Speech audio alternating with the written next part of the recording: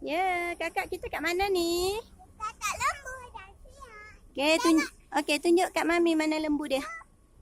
Okey. Okey, Mami tunjuk dah. Kakak Syah dah dapat tengok lembu.